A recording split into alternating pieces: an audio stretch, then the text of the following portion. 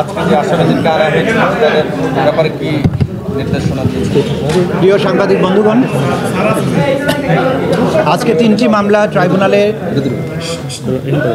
কার্যতালিকা লিপিবদ্ধ হয়েছিল। তার প্রথমটি ছিল পুলিশ অফিসারদের বিরুদ্ধে, আইজিপি চৌধুরী আবদুল্লাহ আল মামুন সহ 23 জন আসামি প্রথম মামলায়।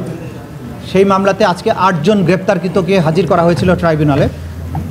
এই মামলাতে আমরা দুটো আবেদন দিয়েছিলাম। একটা হচ্ছে চৌধুরী আবদুল্লাহ আল মামুন ফরমার আইজিপি, তাকে আমরা জিজ্ঞাসাবাদ করতে চাই, যেহেতু তার নেতৃত্বে তিনি পুলিশের প্রধান ছিলেন, তার নেতৃত্বে সেই জুলাই আগস্টের সমস্ত হত্যাকাণ্ড, মানবতা বিরোধী অপরাধ সংগঠিত হয়েছিল, এপিসি ব্যবহার করা হয়েছিল, হেলিকপ্টার ব্যবহার করা হয়েছিল, মারণাস্ত্র ব্যবহার করা হয়েছিল।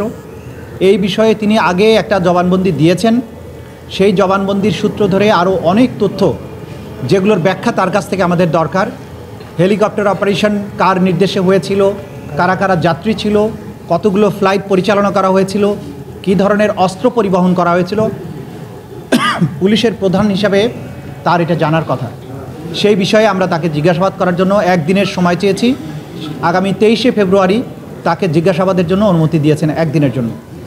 আর ওই একই মামলায় 2 মাসের সময় দিয়েছেন, 28শে এপ্রিল পরবর্তী তারিখ ধার্য করেছেন। এই সময়ের মধ্যে তদন্ত রিপোর্টের ব্যাপারে সময় দিয়েছেন, তদন্ত কাজ পরিচালনার জন্য রিপোর্ট দাখিলের কথা বলেছেন। দ্বিতীয় মামলা ছিল র্যাবের একজন সাবেক company commander additional SP Mohiuddin Faruqui.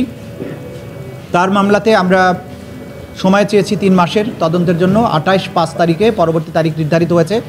তার বিরুদ্ধে অভিযোগ হচ্ছে তিনি অসংখ্য মানুষকে গুম করার সাথে জড়িত এবং গুমের শিকার ভিকটিমদেরকে তার অফিসে এবং বিভিন্ন আয়নাঘরে নির্যাতন সেলে অমানবিক নিষ্ঠুরতম পন্থায় নির্যাতন করতেন এবং নির্যাতন করার ব্যাপারে তিনি একজন মাস্টার মাইন্ড, তার একটা স্পেশাল কোয়ালিটি আছে। সেই জন্য তার ব্যাপারে আমরা বলেছি যে এই মামলাগুলো তার নিষ্ঠুরতার সংবাদ প্রচারিত হবার পরে আয়নাঘরগুলো যখন জাতির সামনে উন্মোচিত হয়েছে প্রধান উপদেষ্টার ভিজিটের পরে, তখন এই ভিকটিমেরা সাহসী হচ্ছেন এবং তারা এক এক করে আমাদের ট্রাইব্যুনালে অভিযোগগুলো নিয়ে আসছেন। সেই অভিযোগগুলোর ভিত্তিতে আমরা তদন্ত কার্য পরিচালনা করছি আমাদের